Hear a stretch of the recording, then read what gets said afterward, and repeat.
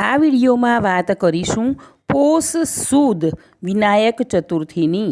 પંચાંગમાં પોષ સુદ વિનાયક ચોથ મંગળવારે દર્શાવેલ છે, પરંતુ 23 તારીખે ચતુર્થી બપોરે 12:12 શરૂ થાય છે, જે તારીખ 24મીએ બપોરે 1:11 સમાપ્ત થાય છે।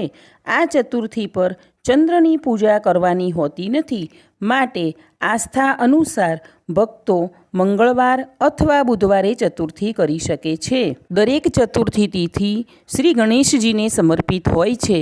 આ દિવસે ગણેશજીની ષોડશોપચાર પૂજન આરતી કરવા, સિંદૂર અને દૂર્વા અર્પણ કરવા, ઓમ ગંગ ગણપતયે નમઃનો મંત્ર જાપ કરવો, યથાશક્તિ લાડુનો પ્રસાદ ધરાવવો, શ્રી ગણેશ સ્તોત્ર, અથર્વશીર્ષ, સંકટનાશન ગણેશ સ્તોત્ર વગેરેના પાઠ કરવા, શક્ય હોય તો ઉપવાસ કરવો।